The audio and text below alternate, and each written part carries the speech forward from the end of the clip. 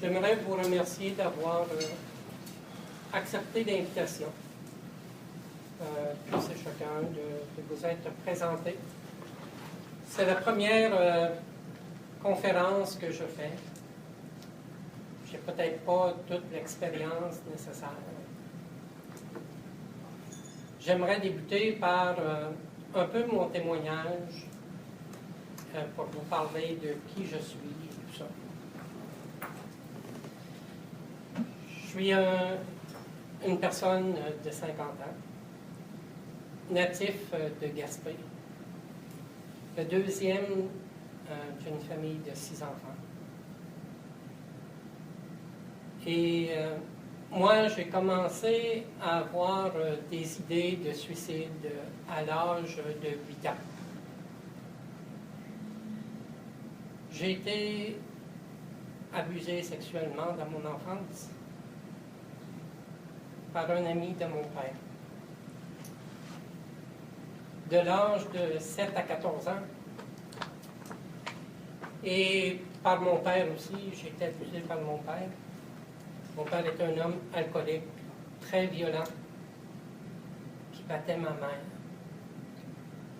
qui nous battait aussi, qui m'a souvent dit, bien, de toi, on n'en peut pas. Et à l'âge de 8 ans, en 3e année, j'ai été dans un cahier à l'école que j'étais un bon rien, que je valais rien et que je voulais mourir. Dans mon adolescence, j'ai fait 5 tentatives de suicide, dont une qui m'a emporté dans un coma. Et j'ai failli passer à ce moment-là. Je remercie le Seigneur quand même que je suis là aujourd'hui. Parce que je vois qu'il m'utilise, malgré peut-être mon manque dans certaines choses. J'essaie de faire de mon mieux. Et le pourquoi, qu'est-ce qui m'a emporté ce matin le plus à dire, bien, je fais quand même la conférence, malgré que j'ai vu qu'il n'y avait pas beaucoup de réponses. Eh bien, c'est ce que Miguel m'avait partagé un peu sur le Facebook. J'ai dit, il va partir de la Beauce, il va faire 3 heures de route et faut que je le fasse. J'ai dit, le Seigneur m'appelle à le faire, alors il faut que je le fasse. Et puis j'ai grandi de l'adolescence à aujourd'hui avec quand même une vie pleine de souffrance. J'ai passé de centre d'accueil, etc. J'ai été beaucoup éloigné de ma mère. Je n'ai pas été une personne qui a beaucoup été aimée. Et ma mère a été la seule personne que j'ai senti de l'amour. Mais sauf que après son décès en 91, des idées noires sont revenues à mon esprit. Et chaque jour, je dis, bien, je voudrais, Seigneur, que tu viennes me chercher. C'est pas facile. Je vis beaucoup de solitude, etc. Je me suis lié d'amitié il n'y a pas si longtemps avec un pasteur dans une église. Et il s'est passé des choses. Je prie beaucoup le Seigneur actuellement pour qu'il ramène ce pasteur dans ma vie qui me faisait énormément de bien. Et donc, une deuxième fois, je me sentais beaucoup aimé. Et je commençais à voir la vie autrement. Je veux aussi remercier ce matin mon amie Mme Jeannette, qui m'a encouragé dernièrement et qui m'a dit, Antonio, va voir des professionnels. Va voir des professionnels et tu vas voir que ça va changer. Et cette semaine, j'ai décidé de dire oui, je vais y aller. J'ai dit au Seigneur, j'ai dit, j'accepte d'y aller. J'ai dit, je te demande de ramener ce pasteur dans ma vie, à un moment donné. Qu'on puisse continuer notre amitié ensemble. Et j'ai dit, je veux m'accrocher à toi de toutes mes forces. Je veux te servir. Je veux être celui qui va marcher avec toi selon les voies que tu as pour toi. Donc, aujourd'hui, j'en suis rendu là dans l'étape de ma vie. Et maintenant, c'est Jésus qui va me diriger. Autant au niveau avec des professionnels pour m'aider dans ma vie. Sur ce, bien, j'aimerais qu'on poursuive avec l'enseignement de notre frère Michael. Donc, je vous remercie beaucoup d'avoir accepté de venir nous donner cet enseignement ce matin. Bonjour à tout le monde. Bonjour. Il y a combien de temps? Il y a 3 mois, je pense, le frère Antonio m'a contacté via Facebook pour me demander si j'acceptais de faire une réunion d'évangélisation sur le thème du suicide. Et il m'a dit qu'il avait contacté plein de pasteurs, mais que ces derniers n'avaient pas répondu.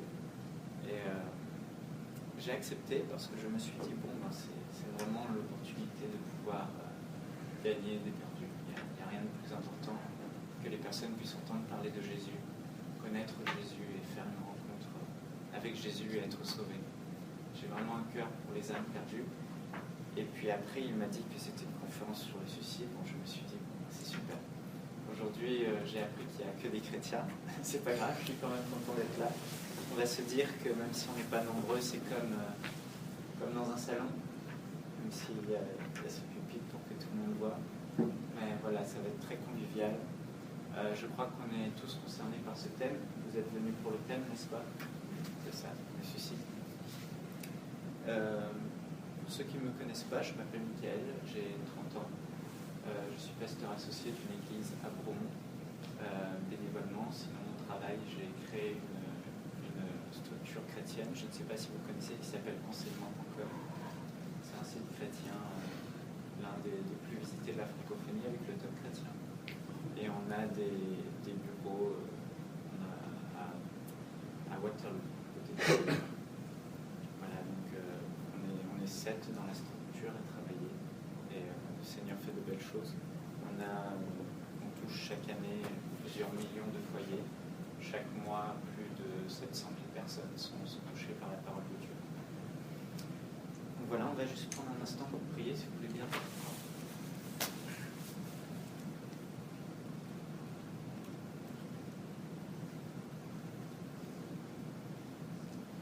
Père, je te remercie pour ta présence. Merci pour chacune des personnes qui sont venues aujourd'hui. Je sais que tu as des projets merveilleux pour leur vie, des plans que tu as formés sur leur vie, des projets de paix et non de malheur. Tu as prévu de bonnes choses pour chacun d'entre eux. Et tu as envoyé Jésus, ton Fils, qui a pris notre place, qui est mort sur cette croix, qui a payé le prix pour qu'aujourd'hui on puisse être dans la joie, qu'on puisse être heureux, qu'on puisse être dans l'abondance. Alors je prie, Père, au nom de Jésus-Christ, que ta parole aujourd'hui relève celui qui a le cœur brisé, que ta parole libère ceux qui sont en proie aux mauvaises pensées, que ta parole redonne l'espoir à celui qui n'en a plus dans le nom de Jésus. Je prie que chaque personne ici puisse être libérée aujourd'hui même, ce matin. Certaines personnes ont fait la route pour venir, Seigneur, et ce ne sont pas un homme qui sont venus entendre, mais je te demande vraiment que ce soit le Saint-Esprit et les paroles du Saint-Esprit appropriées à leur vie. Tu dis que tu as envoyé ta parole et tu les guéris. Alors Père, aujourd'hui envoie ta parole comme un javelot dans le cœur et guéris-les dans le nom de Jésus. Nous te rendons toute la gloire et nous savons que tu as fait ta part, que ton œuvre est parfaite, que Jésus a tout accompli pour qu'aujourd'hui nous puissions marcher dans la victoire. Alors merci pour la liberté que tu donnes à chacun aujourd'hui.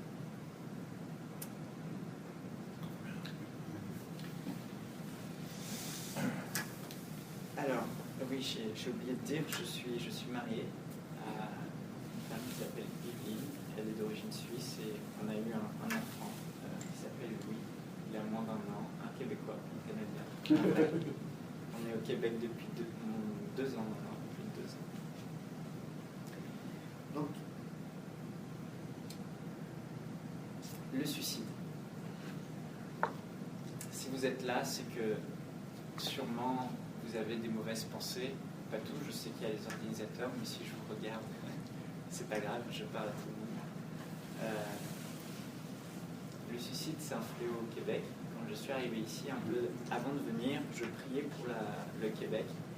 Et le Seigneur m'a montré à quel point, c'est un pays développé, certes, mais à quel point les jeunes en particulier souffrent ici. Il faut savoir qu'au Québec, en tout cas quand j'ai regardé les stats il y a quelques années, c'était le 2e pays au monde où il y avait le plus fort taux de suicide dans le monde, après le Japon.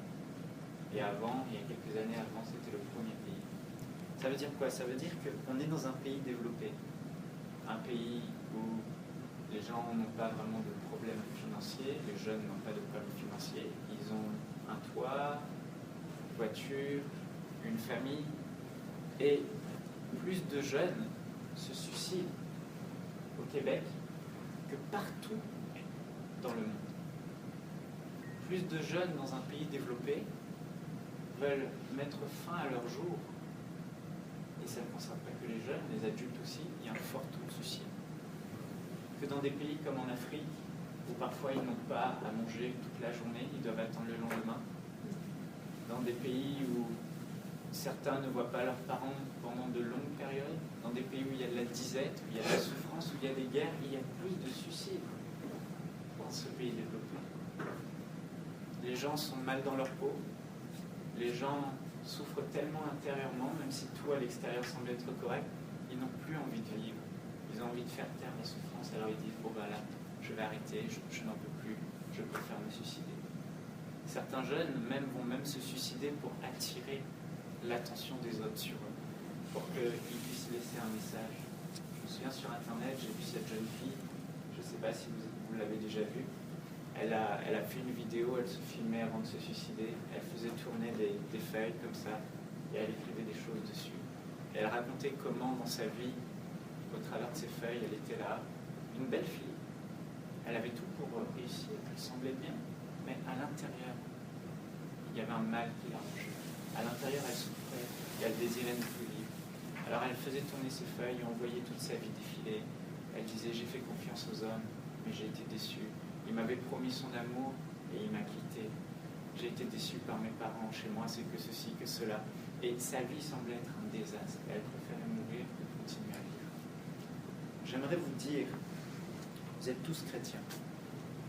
Vous savez aujourd'hui que nous n'avons pas à lutter contre la chair et le sang.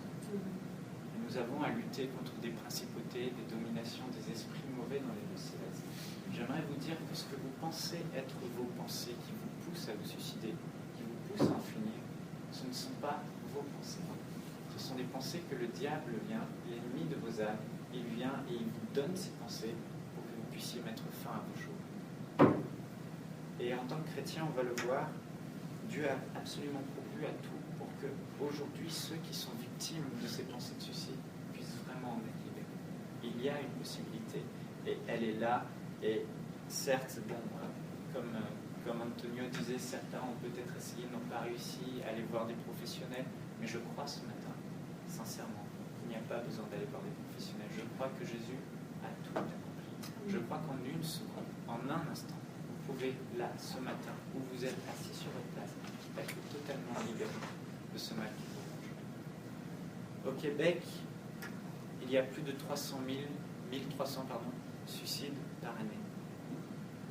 En 1950, de 1950 jusqu'à aujourd'hui, sur cette période, à l'époque, on est passé de 150 suicides par an à plus de 1500 suicides, soit 9 fois plus de personnes qui tentent de se suicider au Québec. Donc ça va de pire en pire.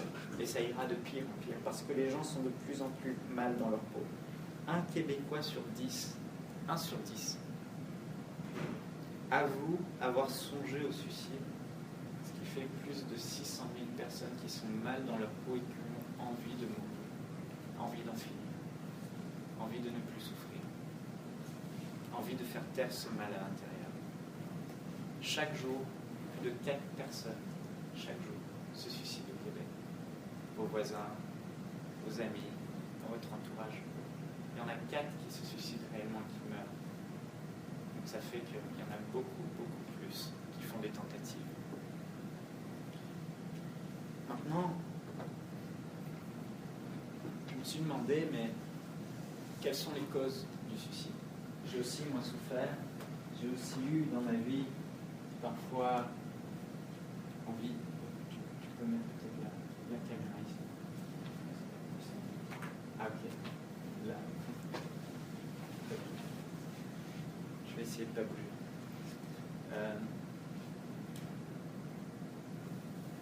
J'ai eu des périodes difficiles dans ma vie. Je vous raconterai, je suis passé par des temps.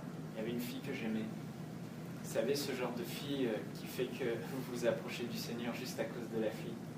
Moi, à l'époque, j'étais un croyant, je vivais ma vie, et je suis rentré un jour dans une église, une assemblée de Dieu, et j'ai vu une fille qui chantait du haut de l'estrade, elle était tellement belle. Elle s'appelait Audrey, elle était magnifique. J'ai vraiment eu ce qu'on appelle le coup de foudre. Et là, je me suis dit, bon, je vais venir à l'église pour cette fille. Et je m'asseyais, je regardais, je me dis, waouh, elle est tellement belle. Vraiment, la fille la plus belle que vous pouvez voir. Même à la télé, il n'y en a pas des aussi belles. Je ne plaisante pas. Et puis un jour, je n'étais pas encore sauvé, je n'avais pas rencontré Jésus, et puis on s'est fréquenté et on est tombé amoureux. Et puis un jour, cette relation s'est arrêtée. Et je sais ce que c'est que de se sentir mal à l'intérieur. Je sais ce que c'est que le soir avoir cette boule à l'estomac et vouloir mourir. Je sais ce que c'est ce sentiment intérieur que vous n'arrivez pas à dominer, qui fait que vous êtes tellement mal à l'intérieur. Vous avez comme quelque chose, une boule constante à l'estomac. Vous avez des pensées, vous broyez le noir, vous pleurez seul dans votre chambre. Je sais ce que c'est. Je me souviens de ces temps où j'ai pleuré. J'ai eu des temps aussi où j'ai démarré une entreprise et à un moment donné, tous mes collaborateurs, quand les temps difficiles sont venus, ils m'ont abandonné. Et je me suis retrouvé seul avec plus de 50 000 $ de contrats de dettes où je devais payer ces dettes et je n'avais pas l'argent. Je n'avais plus de quoi payer mon loyer, je n'avais pas mes parents qui me soutenaient, j'étais seul, tout seul, seul. Je sais ce que c'est d'être en face d'un mur et n'avoir aucune solution, même penser au fait qu'on va peut-être me mettre en prison ou comment je vais faire, je vais me retrouver à la rue. Je sais ce que c'est. Je sais ce que c'est que ce mal, mais je sais une chose, c'est qu'au sein de toutes ces épreuves, quand j'ai rencontré le Seigneur, j'ai trouvé la solution. La solution pour surmonter ce mal, la solution pour ne plus même le ressentir, la solution pour que ces mauvaises choses que j'avais en moi, ces mauvaises dispositions, ces oppressions, ces dépressions qui me touchaient, en moins de 10 minutes, les faire sortir de ma vie. Il y a une solution surnaturelle que Dieu a pour ne plus souffrir. Et j'aimerais qu'on en parle ce matin. Pourquoi les personnes se suicident?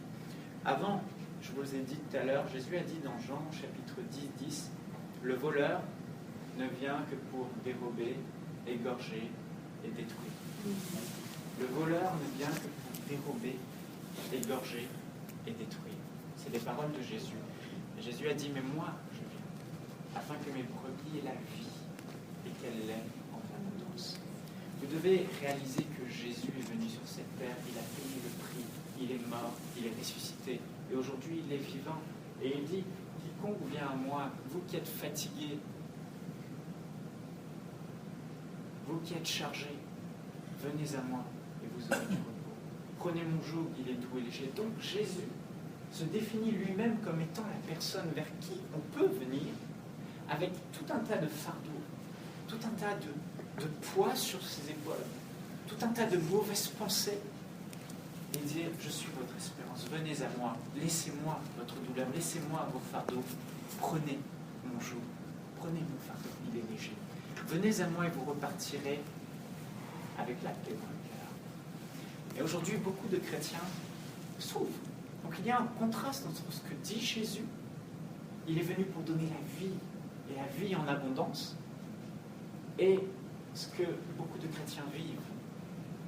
Et j'aimerais qu'on voit ensemble justement comment et pourquoi les chrétiens souffrent, et comment sortir de ce gouffre, comment faire en sorte que ce fardeau nous quitte. Vous devez réaliser que c'est le diable qui oppresse ceux qui ont des mauvaises pensées. C'est Satan et c'est les démons qui sont à l'origine de tout ça. Vous allez dire, non, Michael, c'est les circonstances. Non, Michael, c'est les personnes qui nous ont fait du mal. Non, Michael, c'est la vie qui est trop difficile. Non, Michael, c'est à cause de moi. Non, je vous le dis, c'est à cause de Satan. Il faut arrêter de se blâmer, arrêter de s'accuser, arrêter de se dire non, je suis bon à rien, non, je ne peux pas, non, je ne suis pas assez bien. Non, c'est à cause de moi, non, c'est parce que j'ai mal agi, non, je regrette, non, je suis une personne comme ça, non, personne ne m'aime. C'est faux. C'est le diable qui vous met ces mauvaises pensées. C'est le diable qui vous accuse. C'est le diable, dès le commencement, la Bible dit qu'il est le père du mensonge. C'est des mensonges qu'il vous envoie. Quand vous réalisez que ces pensées ne sont pas de vous, mais qu'elles viennent de quelqu'un qui est à l'extérieur d'un ennemi, vous devez réagir déjà. La première chose, c'est de dire non, ce n'est pas moi. Ce n'est pas moi, mais c'est lui. L'ennemi est invisible, il est autour de vous. Il vous oppresse. L'apôtre Paul a dit, nous n'avons pas à lutter contre la chair et le sang. Oui, mais je ne le vois pas. Peut-être que tu ne le vois pas. Mais sache qu'il est derrière toi, qu'il t'oppresse depuis des années, qu'il est là et qu'il a mis ces circonstances dans ta vie. Il a influencé des personnes, il a influencé des situations pour qu'aujourd'hui tu souffres et tu sois dans cette situation. Il est derrière tout ça. Il est venu parce qu'en t'amenant des problèmes dans ta vie, en faisant que des personnes que tu aimes te quittent tout d'un coup, en faisant que tu perds des êtres chers, en réalité, ce qu'il est en train d'essayer d'atteindre, c'est ton âme. Parce qu'il sait que sur un chrétien, il n'a aucun pouvoir. Jésus a dit qu'il est venu, il a dépouillé les autorités, les dominations, les a livrées en spectacle. Il n'a aucun pouvoir, si ce n'est le seul pouvoir que toi tu lui donnes. Donc chaque fois que le diable vient, il va toujours passer par vos pensées. Il va passer par vos pensées, il va vous dire, est-ce que, comme il l'a fait avec Ève, Dieu a-t-il réellement dit? Il va te faire croire des choses sur toi. Il va te faire croire tout un tas de choses pour que finalement tu ne t'aimes pas. Mais toutes ces pensées, quand vous vous arrêtez et vous réalisez, et vous stoppez un instant et vous essayez de faire taire toutes ces pressions que vous avez sur votre vie, vous réalisez une chose, ce sont des mensonges. Parce que Dieu dit exactement le contraire de vous. Lorsqu'il vous dit que vous n'êtes pas aimé, lorsqu'il vous dit qu'il n'y a pas d'espérance pour vous, vous savez, les gens se suicident parce qu'en fait, ils n'ont plus d'espoir. Satan vient et il vole l'espérance des gens. Ils n'ont plus d'espoir. C'est un voleur d'espérance. Il est venu pour voler, égorger et détruire. Qu'est-ce qu'il veut voler dans vos vies? Il veut voler votre espérance. Il veut vous faire croire que vous ne serez plus jamais heureux. Il veut vous faire croire que votre vie restera telle qu'elle est toute votre vie. Il veut vous faire croire que vous êtes misérable. Il veut vous faire croire que non, vous ne retrouverez plus la personne que vous aimez. Non, vous n'arriverez plus à aimer et à être aimé comme vous avez été aimé. Et on voit beaucoup de jeunes aujourd'hui. Ils sont là, ils rencontrent une personne qu'ils aiment. Ils ont des relations avec cette personne. Ils ont vécu des choses intimes avec cette personne. Ils se sont promis tout un tas de choses. Les jeunes, ils étalent leur vie sur Facebook. Tu es ma vie, tu es ma raison d'être. Je ne peux plus vivre sans toi. Et vous faites des projets ensemble. Ces jeunes croient, ils sont sincères. Et puis à un moment donné, pouf, la personne le quitte parce qu'elle a trouvé une meilleure personne. Et toutes ces paroles, toutes ces promesses dites tout d'un coup s'envolent en fumée. Et là, ça vous détruit à l'intérieur. Et ce que le diable veut vous faire croire, c'est que plus jamais tu ne seras heureux. Plus jamais tu n'aimeras comme tu aimes. Et on voit ces jeunes qui sont là, les ados, entre autres, mais aussi plus grands. Ils sont là et c'est comme, il n'y a plus d'espoir. C'est fini. Tu ne pourras plus être heureux. Pour toi, il n'y a pas d'espérance. Mais qui a dit qu'il n'y a pas d'espérance? Est-ce que Dieu l'a dit? Non. Quand cette fille m'a quitté, je ne pensais plus jamais rencontrer une personne. Et aujourd'hui, j'ai épousé la plus belle femme du monde. La plus merveilleuse. Celle qui correspond à mon cœur. Mais pourtant, à l'époque, j'ai cru que j'allais mourir de détresse. Ah, c'est la catastrophe. Parce que le diable était là, il me faisait croire qu'il n'y a plus d'espoir. Mais je suis venu vous dire aujourd'hui un simple message. C'est que Dieu est capable de tout. Ce qui est impossible aux hommes est possible à Dieu. Et le diable veut vous faire croire qu'il n'y a plus d'espoir. Parce qu'une personne ne peut pas vivre plus de 30 jours sans manger. Elle ne peut pas vivre plus de 3 jours sans boire. Elle ne peut pas vivre plus de 3 minutes sans respirer. Mais il sait une chose, une personne ne pourra pas vivre plus de 30 secondes sans espoir. C'est-à-dire que si une personne n'a pas l'espoir de sortir de sa détresse, si une personne croit que sa vie sera toute sa vie avec cette souffrance intérieure, qu'est-ce qu'elle va faire? Elle perd espoir, elle va se tuer. Elle va vouloir se suicider pour ne plus souffrir à l'intérieur. Mais cette voix à l'intérieur que vous pouvez parfois entendre, c'est la voix du diable, la voix de votre ennemi, la voix de celui qui veut vous tuer, la voix de celui qui veut avorter votre destinée. Dieu dit, lui, il dit le contraire. Il dit non, dans Jérémie 29:11, j'ai formé sur ta vie des projets de paix et non de malheur, afin de te donner un avenir et une espérance. Dieu dit exactement le contraire de ce que cette voix te dit. Dieu te dit que tu seras heureux. Dieu te dit qu'il a formulé des projets précis. Dieu te dit qu'il a amené des personnes, à un temps donné, il a prévu des personnes, et il va les amener dans ta vie, qui vont te rendre heureux. Dieu va te donner le bonheur que tu as besoin. Dieu va te donner la solution à ton problème. C'est le message de Dieu. La Bible dit qu'avant même que vous ne soyez créés, avant même que vos tissus ne soient, avant même que vos os et que vos yeux ne soient, avant même que vous ayez une âme et que votre esprit soit dans un corps et que vous sortiez du ventre de votre mère, la Bible dit que Dieu avait déjà, vos jours sur terre étaient déjà comptés. Dieu avait déjà dit que vous vivrez longtemps, que vous aurez une belle vie, qu'il a tracé tout un plan pour vous, un plan qu'il sait parce qu'il vous connaît, il est votre créateur, il sait exactement ce dont vous avez besoin, un plan qui vous rendra heureux. Mais Satan est venu pour avorter ce plan. Et il veut vous faire croire, non, Dieu ne m'aime pas tant que ça. Et certains chrétiens, dans leur détresse, vont blâmer Dieu. Et vont tenir Dieu comme responsable de celui qui ne les a pas secourus. Parce qu'ils ont crié, ils ont pleuré, et ils n'ont pas eu le réconfort et la libération qu'ils cherchaient. Alors, ils préfèrent se dire, non mais Dieu ne m'aime pas tant que ça, Dieu ne m'entend pas, Dieu ne me répond pas, je souffre toujours autant, j'ai toujours autant de problèmes, j'ai toujours ce mal, j'ai toujours envie de mourir.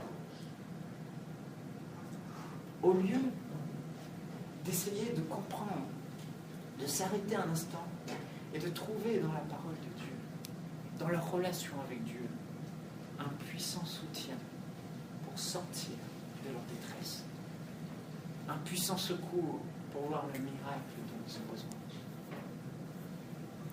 Dieu est un Dieu d'amour. Dieu vous aime.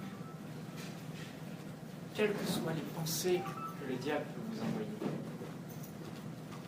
On va le voir après, justement, comment être libéré de ces pensées de suicide.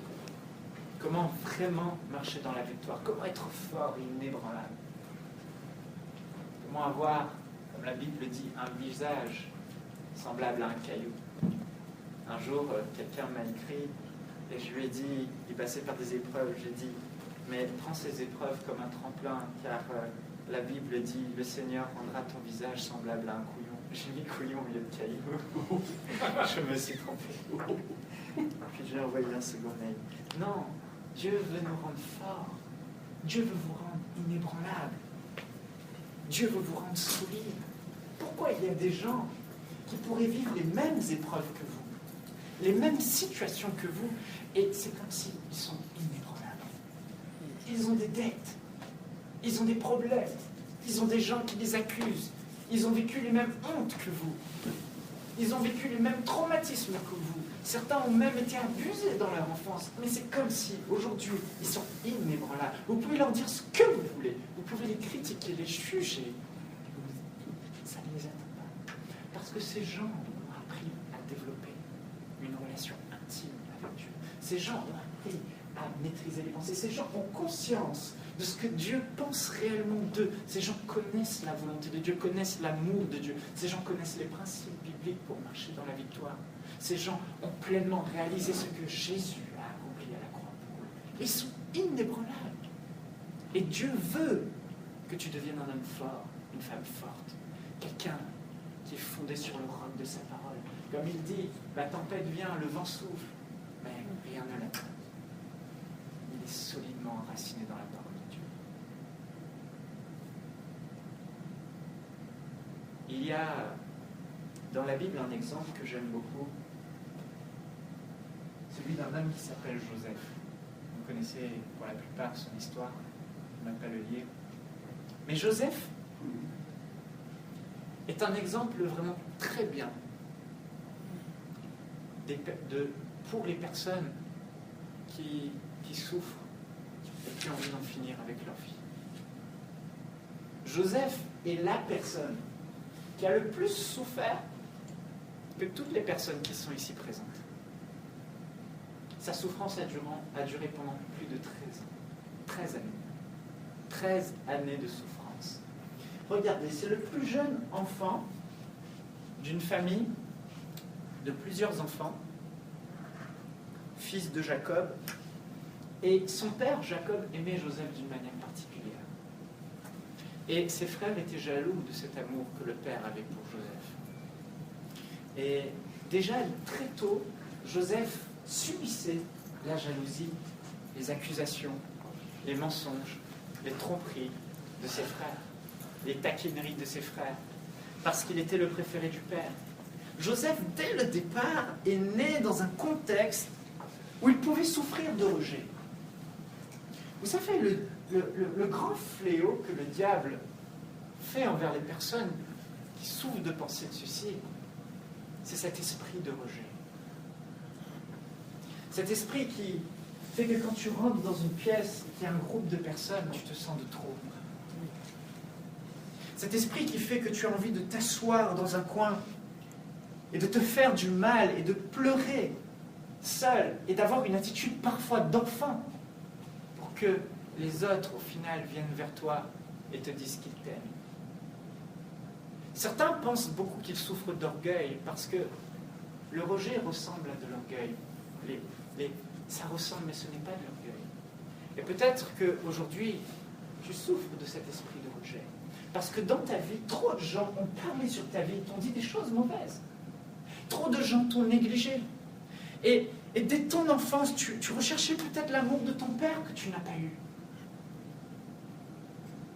Peut-être qu'à l'école, tes camarades et toutes choses, des gens réussissaient, des gens étaient stylés. Et toi, tu étais toujours comme en arrière-plan.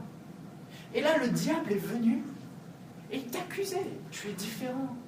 Tu n'es pas assez bien, tu n'es pas ceci. Et tu te sens rejeté, rejeté, rejeté. Joseph pouvait subir ce rejet. Joseph, tous ses frères pour la plupart, étaient jaloux de lui. Ouais, c'est le préféré du père. Et puis, à un moment donné, ils ont décidé de se débarrasser de Joseph, ses propres frères, ceux qui l'avaient appris à marcher, ceux qui l'avaient appris à chasser, ceux qui l'avaient appris à garder le troupeau, les gens les plus proches de lui, ses propres frères, imaginez, l'ont pris et l'ont mis dans une citerne et ont fait croire à leur père que Joseph était mort, mangé par un fauve. Imaginez Joseph seul dans cette citerne au fond de ce puits, tout seul. Imaginez ce qu'il a pu ressentir, la douleur qu'il pouvait ressentir, la souffrance qu'il pouvait ressentir. Mais la Bible dit qu'il ne s'est pas plaint. Il a attendu, il était là. Puis après, ses propres frères l'ont livré comme esclave à des gens. Ta propre famille te rejette. Tes propres frères de sang te rejettent, te vendent à des gens inconnus. Puis il se retrouve dans une maison, il a un peu de répit, chez Potiphar, un homme riche. Et puis là, Joseph de nouveau, il y a des personnes qui sont là, la femme de Potiphar qui lui dit de coucher avec elle, et il refuse. Il reste intègre, il reste droit, parce qu'il craint Dieu, il aime Dieu, il marche avec Dieu. Et là, il se retrouve accusé de fausses accusations. On dit des mensonges à son sujet. Partout, il entend « Ouais, Joseph a couché avec la femme de Potiphar et il ne l'avait pas fait. C'était des mensonges, c'était encore le diable. » Mais Joseph ne s'est pas lamenté. Joseph ne s'est pas plaint. Il est resté la tête haute et on l'a mis en prison. Et là, pendant des années, il est resté en prison. La Bible dit dans le psaume 105 que Joseph fut vendu comme esclave. On serra ses pieds dans des liens, on le mit au fer. On lui a mis des chaînes de fer aux pieds. Il était esclave dans cette prison. Puis, il y a eu la faveur de Dieu. Genèse 39, 21 dit « L'Éternel fut avec Joseph et il étendit sur lui sa bonté.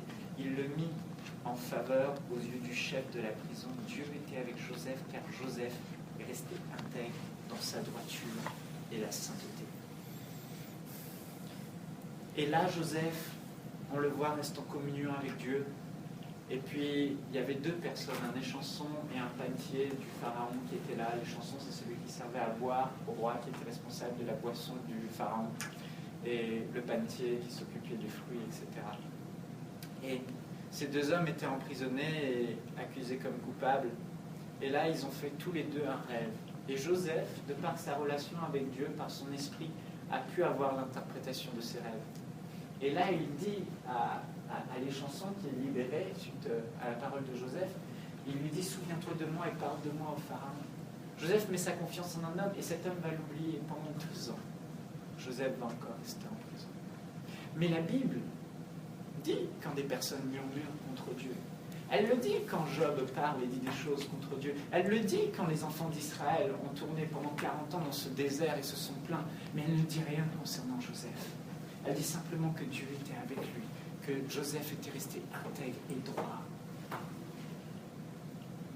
Cet homme, rejeté par sa famille, accusé à tort, jeté dans une citerne, jeté en prison, seul, accusé de violeur, n'a jamais fait une fin à ses jours. Mais comment a-t-il fait?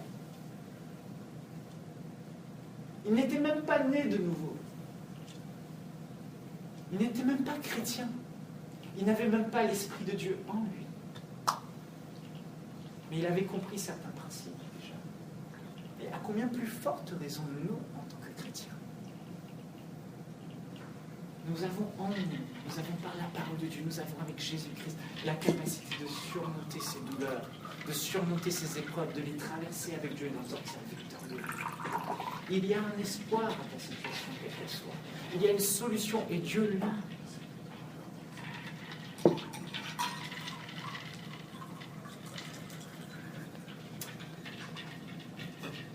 J'aimerais vous parler des solutions au suicide.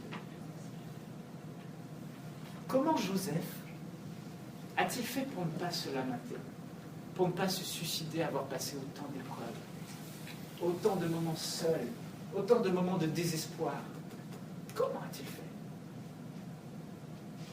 Déjà, Joseph avait une vision. Il savait que Dieu lui avait donné un rêve et il voyait que Dieu allait l'élever au-dessus de ses frères. Très tôt. Joseph avait fixé ses yeux sur cette vision et elle savait qu'elle venait de Dieu. Joseph savait une chose, c'est que Dieu avait une espérance pour sa vie. Dieu avait des glorieux projets pour sa vie. Et vous avez tous besoin, nous avons tous besoin de savoir que Dieu nous aime, que Dieu a formé des projets merveilleux sur notre vie et il a formé une destinée sur ta vie dans laquelle tu dois y entrer coûte que coûte. Et Joseph voulait entrer dans cette destinée. Donc la première des choses à avoir pour surmonter cela, c'est d'avoir la volonté de s'en sortir. La deuxième des choses, c'est de croire de la bonne manière, d'avoir les bonnes pensées, de penser de la bonne manière. Vous savez, il y a ce proverbe dans la Bible qui dit au Proverbe, chapitre 23, verset 7, « L'homme est comme les pensées de son âme. » Qu'est-ce que ça signifie? Écoutez bien ça. L'homme est comme les pensées de son âme. Cela signifie que vous allez agir de la même manière que vous pensez. Cela signifie qu'il y a une loi, un principe immuable que vous devez comprendre. C'est que de la manière dont vous pensez va déterminer vos actions. Si quelqu'un agit mal, c'est parce qu'il pense de la mauvaise façon. Si quelqu'un veut se suicider, c'est parce qu'il pense de la mauvaise façon. Si quelqu'un veut faire du tort à une personne, c'est parce qu'il pense avant à lui faire du tort. Toutes vos actions, quelles qu'elles soient, sont déterminées par la manière dont vous pensez. Imaginez aujourd'hui, vous êtes à côté de moi, quelqu'un vient me voir et me dit « Tu viens de perdre ta grand-mère. » Et j'étais très proche de ma grand-mère. Elle était tout pour moi, admettons. Ou je viens de perdre mon fils. Encore pire. Et la même nouvelle est annoncée à une autre personne à côté de moi. Imaginez que moi, je suis là, et que quand j'entends cette nouvelle, je suis effondré. Je n'en peux plus. Je me tourne vers Dieu et je dis « Seigneur, pourquoi as-tu permis ça? Pourquoi ?» Et j'ai le cœur ébranlé, je n'en peux plus, je ne supporte pas cela. Je vais et je me suicide. Imaginez un père comme moi, à côté de moi, qui aime autant son fils que moi et qui apprend la même nouvelle. Il apprend que son fils est mort. Et lui, il va pleurer, il va avoir mal, il va tomber à genoux, il va crier à Dieu, mais quelques minutes plus tard, quelques heures plus tard, il se relève et il décide de se battre et de continuer à vivre. Qu'est-ce que vous pensez qui fait que la même nouvelle, les mêmes situations, les mêmes circonstances font que deux hommes réagissent de manière différente? C'est simplement la manière dont ils pensent. Et je ne sais pas ce que tu as appris dans ta vie, toutes ces pensées mauvaises que tu as, que le diable t'envoie. Mais sache que si tu veux te suicider, si tu as des pensées suicidaires, c'est parce que tu penses de la mauvaise façon. Certains pourront accuser Dieu du tort qu'ils ont vécu, de la souffrance qu'ils vivent. Ils ne comprennent pas, mais c'est parce qu'ils pensent mal. Ils ne comprennent pas que ce n'est pas Dieu qui est responsable de cela, mais en réalité c'est leur ennemi. Ils ne réalisent pas que Dieu, alors qu'ils étaient en train de vivre dans le péché, dans certaines ténèbres, ils ont ouvert les portes au diable. Alors que Dieu a dit, si vous ne péchez point, au travers de l'apôtre, ne donnez pas accès au diable. Et Dieu a tellement de reprises à essayer de vous parler. Dieu a tellement de reprises à essayer de te dire, arrête avec ce péché, abandonne ce péché, marche dans la droiture, marche dans la sainteté. Joseph avait compris ce principe. Il savait que le péché ouvrait la porte à l'ennemi. Non pas que Dieu ne voulait pas empêcher, Dieu voulait. Mais Dieu ne peut pas intervenir dans la vie de quelqu'un qui a la porte grandement ouverte, qui ouvre sa porte de sa maison et dit « Satan, viens et sers-toi ». Réalisez une chose, tous ces péchés que vous avez dans votre vie ces ténèbres, ces petits mensonges, ces demi-vérités, ces rapports sexuels hors mariage, cette drogue parfois consommée, toutes ces petites choses, toute cette rébellion dans le cœur, cette haine envers certaines personnes, ce sont autant de péchés qu'un chrétien peut ouvrir et dire « Satan, viens, assieds-toi, détruis ma vie ». Il rentre et il est plus puissant que ce que vous ne pensez. Et il vient et il vous met des mauvaises pensées. Mais lorsqu'un chrétien est ferme, il connaît les principes spirituels, il sait qu'il ne faut pas pécher. Pas parce que simplement Dieu n'aime pas le péché, pas parce que simplement ils vont attrister le Saint-Esprit, mais aussi parce qu'ils savent que c'est une porte de destruction, une porte d'entrée de l'ennemi, une porte où ils vont s'ouvrir à tout un tas d'oppressions et de dépressions, et c'est comme si des démons sont là autour d'eux et les assaillent, et ils n'arrivent pas à prendre le dessus. Tout d'un coup, tout devient noir. Tout d'un coup, il y a des ténèbres, des angoisses au-dedans d'eux. Tout d'un coup, la dépression les saisisse. C'est parce qu'ils ont ouvert une porte. Mais à ce moment-là, qu'est-ce que le chrétien doit faire? Il doit se repentir. La Bible dit que nous avons un avocat auprès du Père, Jésus-Christ le juste, celui qui confesse ses péchés. Dans 1 Jean, il est juste et fidèle pour nous pardonner toutes nos iniquités. Quel que soit ce que nous avons fait, si réellement vous voulez en finir avec ces pensées, la première des choses à faire, c'est de mettre votre vie droite pour fermer la porte au diable. Parce que Dieu ne peut pas fermer la porte du péché, c'est nous qui décidons du péché. Cet homme peut être fort parce qu'il pense de la bonne façon. Il sait peut-être qu'il a ouvert une porte quelque part au diable et que le diable est entré et a touché à sa vie. Il sait aussi que Dieu, dans des moments de désarroi, a voulu lui parler, mais il était trop occupé, trop par le travail, trop par les études, trop par sa petite vie, trop par ses préoccupations. Et il n'a pas pris le temps d'écouter la voix du Saint-Esprit qui lui disait « Mais attention, attention, il y a un danger là, prie pour que ça n'arrive pas. » Et il sait que Dieu avait voulu le prévenir. Mais il sait aussi que Dieu ne peut intervenir dans les affaires de la vie d'un homme, à moins qu'un homme ne le lui demande. Pourquoi ? Parce que Dieu est au ciel. Et il est dans un monde invisible. Et pour intervenir dans le monde naturel, il a besoin qu'on lui demande avec foi certaines choses. Jésus a dit, ayez foi en Dieu pour voir les choses. Et cet homme réalise que le mal qui lui arrive, ce n'est pas parce que Dieu ne l'aime pas, ou parce que Dieu l'a oublié, mais parce qu'il a été négligent, parce qu'il a manqué de certaines choses. Et même si parfois il ne comprend pas tout, il sait que Dieu l'aime. Parce que sa vie est fondée sur la parole de Dieu. Et il ne doute pas de l'amour de Dieu. Donc quand ces pensées mauvaises viennent, parce qu'elles viennent aussi chez tout le monde, elles viennent toujours. Le diable vient et il envoie les pensées. La Bible ne dit pas que vous pouvez dire au diable de partir, il partira tout de suite. Elle dit non, dans Jacques, résistez au diable. Soumettez-vous à Dieu et à la parole de Dieu. Et il s'enfuira loin de vous. Donc, quand ces oppressions viennent sur vous, ce que Dieu attend de vous, c'est que vous résistiez d'une foi ferme, que vous vous soumettez à Dieu, à sa parole. Ça veut dire quoi? Ça veut dire que quand ces mauvaises pensées viennent, non, Dieu ne t'aime pas. Là, vous prenez ces pensées et vous dites, non, c'est faux. La parole de Dieu dit, dans Romains, que Dieu m'a tellement, dans Jean, que Dieu m'a tellement aimé, qu'il a donné son Fils unique pour moi. Dans Romains, il est dit, comment Dieu, qui n'a pas épargné son propre Fils, Jésus-Christ, et l'a livré à la mort pour nous, comment ne nous donnera-t-il pas tout avec lui? Ça veut dire que si vous avez un besoin, vous n'avez même plus besoin depuis 2000 ans, vous n'avez même plus besoin de savoir si Dieu veut, Dieu veut.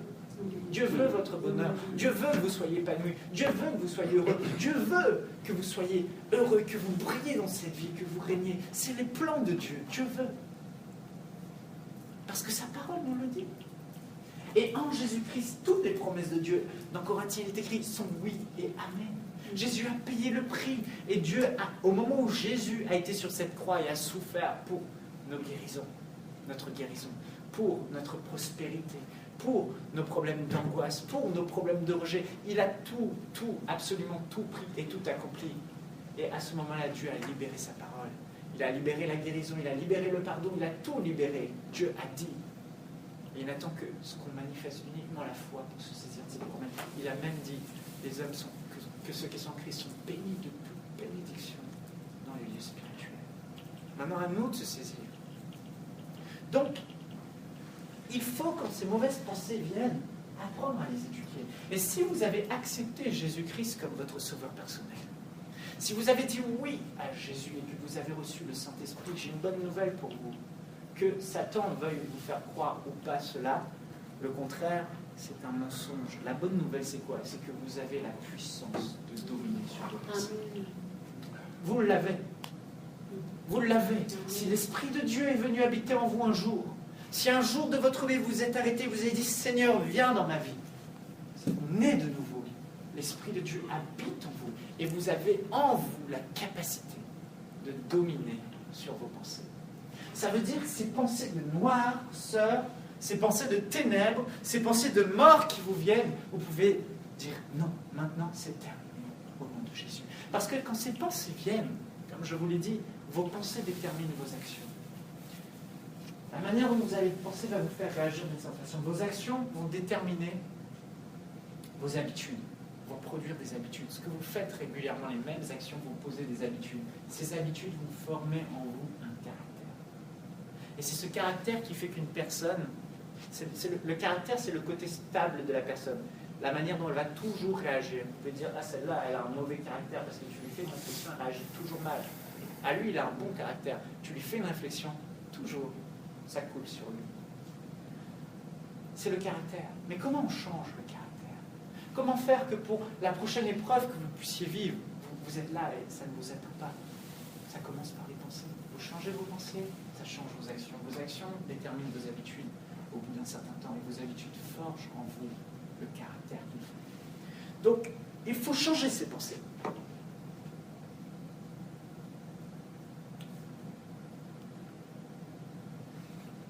Romains 12,2 dit « Ne vous conformez pas au monde présent, mais soyez transformés par le renouvellement de l'intelligence, afin que vous discerniez quelle est la volonté de Dieu, ce qui est bon, agréable et parfait. » Le diable va toujours essayer de passer par vos pensées, en vous faisant croire des choses qui sont fausses.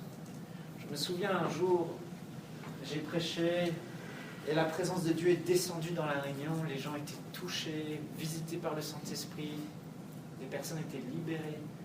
Et à la fin, mon pasteur, le pasteur principal de l'église m'a dit « Plus jamais ça. » Il avait ses raisons, mais je ne les comprenais pas. Et j'ai été vraiment oppressé dans mes pensées. Tout le monde se réjouissait, il y avait eu des fruits, mais ce n'était pas ce qu'il voulait. Il voulait autre chose pour cette réunion. Et je n'ai pas compris. Et il avait peut-être sûrement tort, mais c'était difficile pour moi de comprendre. Et j'ai vécu différentes expériences comme ça, et j'avais du mal à faire confiance aux gens après. Chaque fois qu'une personne me disait quelque chose, je soupçonnais le mal. J'ai un certain talent en informatique, et tout le temps les gens m'appelaient. On m'appelle uniquement quand on a besoin. Je pouvais décrocher, oui, qu'est-ce que tu veux dire, oui, qu'est-ce que tu veux. Avant même que la personne ne me parle, parce que je savais qu'on m'appelait parce qu'on avait besoin de moi. Et j'ai fermé mon cœur aux gens. Et ma femme, un jour, chaque fois que les gens me disaient des choses, je disais, oui, mais il me dit ça parce qu'il pense ça. Oui, mais elle me dit, non, Michael, c'est faux. Je suis sûr que cette personne ne pense pas ça. Je suis sûr qu'elle veut ton bien. Je suis sûr que si elle te demande de faire ça, c'est pas pour se servir de toi, c'est parce qu'en fait, elle t'aime vraiment. Et moi, j'avais du mal à accepter. Mais je me suis arrêté. J'ai dit, ok, elle a sûrement raison. Et je préfère ouvrir mon cœur aux gens et mourir dans la confiance et dans l'amour que mourir en ayant fermé mon cœur et en étant malheureux tout le temps. Vous voyez? Je pensais mal. Et le diable est là, et souvent on est persuadé d'avoir raison, mais non, en fait, la plupart du temps, on a tort. Quand il s'agit de mal réagir et de faire quelque chose qui est contraire à Dieu, c'est parce qu'on pense mal, parce que le diable nous a envoyé des mauvaises pensées. Quelle est l'estime que tu as de toi? Qu'est-ce que cette voix à l'intérieur de toi te dit de toi? Qu'est-ce que tu penses de ton avenir? Qu'est-ce que tu penses des talents que Dieu a mis en toi? Qu'est-ce que tu penses des gens autour de toi? Est-ce qu'ils t'aiment? Est-ce qu'ils ne t'aiment pas? Est-ce que tu penses que ton problème est trop grand pour Dieu? Tout ça, ce sont des mauvaises pensées. Et on doit prendre la parole de Dieu et renouveler ses pensées, renouveler son intelligence. Lorsque vous naissez de nouveau, Dieu change votre cœur, mais il ne change pas vos pensées. Il advient aux chrétiens de méditer sa parole, de la mettre en pratique et de renouveler son intelligence par la méditation de la parole. Donc n'attendez pas à ce que Dieu vous donne la force face à l'épreuve de dominer uniquement comme ça, tout le temps, tout le temps. Non, à un moment donné, il faut s'arrêter, prendre la parole de Dieu, la méditer et changer sa manière de penser. Parce que si tu sais que quelqu'un qui te fait du tort, vous savez, avant, quelqu'un me faisait un reproche, c'était très difficile à accepter, très difficile. J'avais du mal, je me sentais rejeté. Mais jusqu'au jour où j'ai compris que les personnes qui blessent sont des personnes blessées elles-mêmes. Les personnes qui blessent, ce sont des personnes parce qu'elles sont blessées. Donc tout ce mal que ces personnes vous ont fait, c'est parce qu'en fait, elles-mêmes, elles souffrent à l'intérieur et elles sont mal. Et quand vous voyez ça, vous vous dites, mais en fait, vous avez compassion pour la personne, et elle peut vous dire des choses, mais ça ne vous atteint pas, parce que vous pensez de la bonne manière. Vous ne croyez pas ce qu'elle dit de vous. Vous ne croyez pas ces voix que vous entendez à l'intérieur, parce que vous pensez autrement. Vous êtes d'un autre royaume. Vous avez une dimension supérieure. Et tout commence dans vos pensées. Il faut changer ces pensées. La Bible dit dans Philippiens, au chapitre 4, verset 8, « Au reste, frères, que tout ce qui est vrai, tout ce qui est honorable, tout ce qui est juste, tout ce qui est pur, tout ce qui est aimable, tout ce qui mérite l'approbation, tout ce qui est vertueux, digne de louange, soit l'objet de vos pensées. » L'apôtre Paul savait qu'on pouvait choisir ce qui serait l'objet de nos pensées. Et là, c'est une grande clé. Il y a des gens, comme on dit, vous connaissez l'expression, le verre est à moitié vide ou à moitié plein.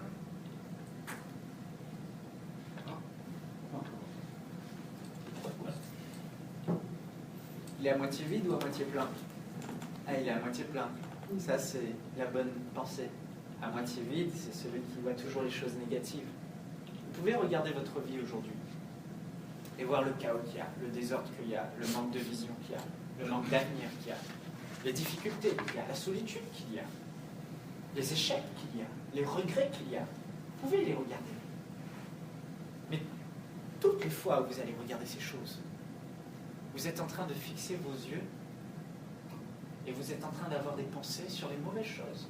Et Dieu dit non, ne méditez pas là-dessus, ne fixez pas vos yeux là-dessus, mais fixez vos yeux sur tout ce qui est pur, honorable, juste, vrai, tout ce qui est vertueux, tout ce qui est bon, tout ce qui est digne de louange. Fixez vos yeux sur les choses positives, ne méditez pas sur les choses négatives. Ok, il y a des soucis, ok, il y a des fléaux, mais savez-vous que vous avez la capacité de dire non, je refuse cette pensée au nom de Jésus. Maintenant, pensée, tu te tais et tu quittes ma tête et je décide de fixer mes yeux. Et là, la pensée revient. Mais non, je refuse de méditer sur toi. Et elle revient. Je refuse de méditer sur toi une seconde de plus au nom de Jésus. Et vous allez voir que cette pensée va disparaître. Elle ne sera plus là. Et là, vous décidez de penser exactement le contraire. Mais aucun pasteur, aucun leader ne pourra changer vos pensées. C'est à vous de décider. À vous de faire ce choix. À vous de dire aujourd'hui ça suffit. Je prends ma vie en main avec Dieu. Dieu m'a donné tout. Il m'a donné le pouvoir. Mais je suis le seul à pouvoir l'activer. Alors je dis à ces pensées mauvaises, stop. Je ne suis pas ce que vous dites. Je ne serai pas ce que vous dites. Je ne suis pas ce que vous dites que j'étais. Et là, à ce moment-là, vous vivez. Vous fixez vos yeux sur des choses dignes de louange. Toutes ces pensées qui ne rentrent pas dans ce cadre de Philippiens 4.8, rejetez-les. N'y pensez même pas. N'acceptez même pas 10 secondes d'y méditer dessus. Ne pensez pas au mal qu'on vous a fait. Ne pensez pas à la souffrance que vous pouvez ressentir ou aux situations difficiles que vous avez. Pensez plutôt à la solution. Pensez plutôt à l'avenir. Pensez plutôt à ce que Dieu peut faire au travers de vous. Je n'aurais jamais imaginé ce que Dieu aurait pu faire au travers de moi il y a quelques années. J'ai vu tellement de gens guéris, du cancer, des malades. Encore il y a quelques temps, j'étais en voyage de La Réunion, on m'a invité dans un rassemblement catholique. Il y avait 700 000 personnes. J'ai vu des gens désespérés se bousculer juste pour la prière. Et je voyais le Saint-Esprit toucher. J'étais spectateur, je ne faisais rien. Je voyais une petite fille de 3 ans peut-être, sa maman l'avait née 4 ans. Elle avait 2 cancers. Elle avait fait de la chimio. Elle était magnifique aux yeux bleus. Je me disais, mais ces gens sauvent. Et je voyais Dieu toucher ces personnes, des malades étaient guéris, des gens se donnaient au Seigneur. Plus de 300 personnes se sont converties ce jour-là. Je voyais des gens en acceptant Jésus s'écrouler tout seul, des démons se manifester. Je ne faisais rien. Mais à l'époque, avec l'estime que j'ai, jamais je n'aurais pu imaginer ça. Et si j'avais écouté le diable, je serais mort aujourd'hui. Mais c'est un menteur. Amen. Dieu a une grande destinée pour ta vie. Dieu a des grands projets pour ta vie. Et tu peux y entrer. Mais tout dépendra de toi et de ton attitude. Joseph a refusé de se lamenter. Joseph a refusé. Quand il était dans la citerne, il se voyait dehors. Quand il était chez Potiphar, il se voyait haut. Quand il était en prison, il se voyait dehors. Il savait que le rêve que Dieu avait pour sa vie était bien plus glorieux qu'une petite prison dans des chaînes. Vous devez accepter de sortir de cette bulle dans laquelle vous êtes depuis longtemps, dans laquelle Satan vous enferme. Vous devez la percer, la faire éclater. Allez au-delà de cette bulle, de ce que dit la parole de vous. Parfois, vous ne savez pas quelle décision prendre. Mais la Bible nous donne des conseils dans Proverbes. Elle dit que la sagesse est dans le grand nombre de conseillers. On a parfois pris des décisions dans notre vie mauvaises. On s'est parfois associé à des personnes mauvaises. On a parfois fait des choix mauvais dans la vie. On a parfois accepté des addictions qu'on n'aurait pas dû accepter. Et on en a subi les conséquences. Mais à compter d'aujourd'hui, frères et sœurs, lorsque vous n'avez pas de directive claire et vous ne savez pas quoi faire, ayez la sagesse de vous arrêter et d'aller voir des personnes matures, d'aller voir votre pasteur. N'ayez pas honte de quoi que ce soit. D'aller voir des amis, pas n'importe qui, des personnes dont vous savez qui sont des exemples, des personnes, vous savez, qui sont stables, des personnes qui ont réussi, et de demander leurs conseils. C'est tout bête, mais ça va vous éviter de prendre des mauvaises décisions qui vont vous coûter, qui vont vous mettre dans des situations délicates, de faire marche arrière et d'être comme en face d'un mur, dire mais comment je vais faire, comment je vais m'en sortir.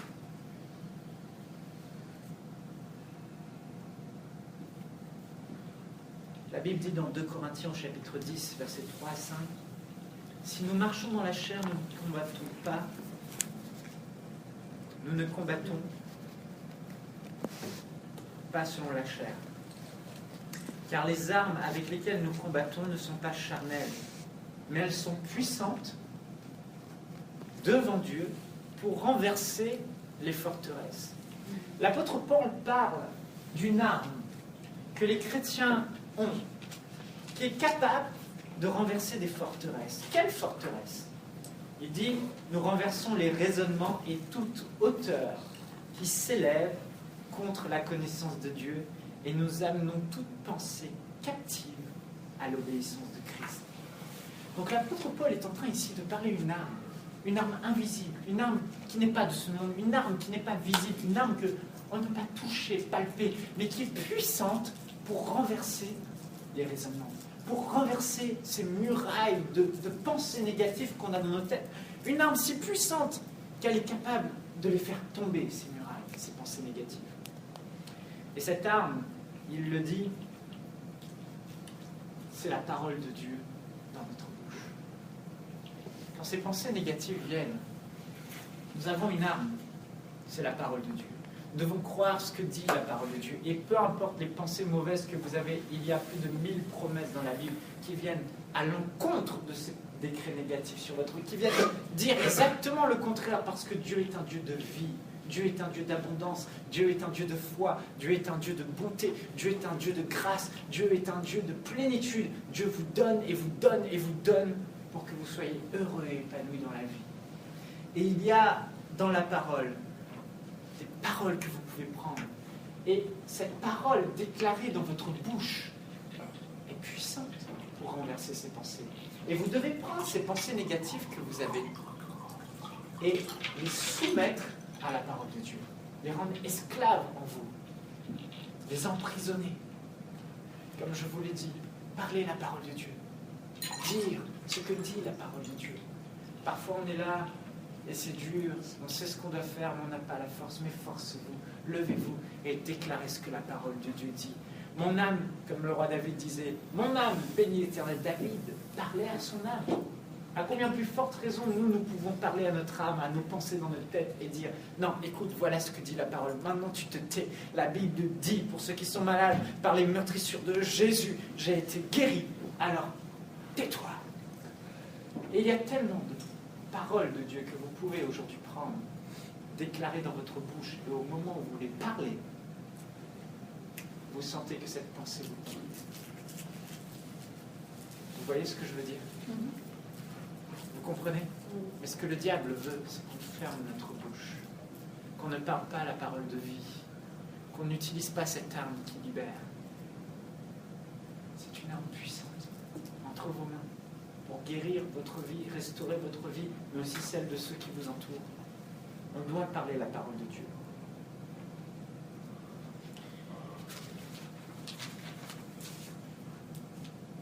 J'avais plein d'autres choses à dire. Je vais passer à la suite. Le temps avance. Une autre clé, hormis le fait de dominer vos pensées, c'est votre relation avec Dieu. Le diable veut vous tenir à l'écart de Dieu. Il veut vous dire et vous faire croire que ce que vous avez vécu jusqu'à aujourd'hui avec Dieu, c'est ce que vous vivrez toute votre vie. Il n'y a rien de plus. Non, chers amis. Il y a une dimension de la présence de Dieu que vous pouvez vivre. Il y a une dimension de l'intimité avec votre Créateur que vous pouvez vivre. Une dimension dans le lieu secret avec votre Père Céleste que vous pouvez vivre. Avec la personne du Saint-Esprit qui habite en vous que vous pouvez vivre. Où Dieu vous parle, où Dieu vous dit des mystères, où Dieu vous révèle des choses, où vous avez des visions. Vous devez vous attacher à Dieu. Vous devez chercher Dieu, vous devez prier. On voit que Joseph avait une certaine communion avec Dieu. Il priait. Et l'apôtre Paul nous dit dans Philippiens au chapitre 4, verset 6, « Ne vous inquiétez de rien. » Souvent, les personnes qui veulent se suicider sont des personnes qui s'inquiètent. Elles ont peur de manquer du lendemain. Elles ont peur de continuer à souffrir. Elles ont peur des relations. Elles ont peur que ça ne s'arrête jamais. Elles croient que leur détresse va continuer. La Bible dit, ne vous inquiétez de rien. Ne vous inquiétez de rien. Mais pourquoi devrions-nous nous inquiéter de rien? Parce que en toute chose, Dieu pourvoira à tous nos besoins avec gloire et selon sa richesse en Jésus-Christ. Quel que soit ton besoin, que ce soit matériel, que ce soit affectif, que ce soit moral, que ce soit spirituel, quel que soit ton besoin, Dieu a promis de pourvoir à tous tes besoins, à condition qu'on ait foi. Nous devons croire en Dieu, nous approcher de Dieu et croire que Dieu existe et qu'il est le rémunérateur de ceux qui le cherchent. Là, Jésus nous a montré Dieu comme étant notre Père. Et Dieu s'est mis sous une lourde responsabilité le jour où il a déclaré qu'il serait votre Père. Il s'est mis sous la responsabilité de pourvoir à vos besoins. Mais pour pouvoir, Dieu a besoin qu'on lui demande et qu'on croit.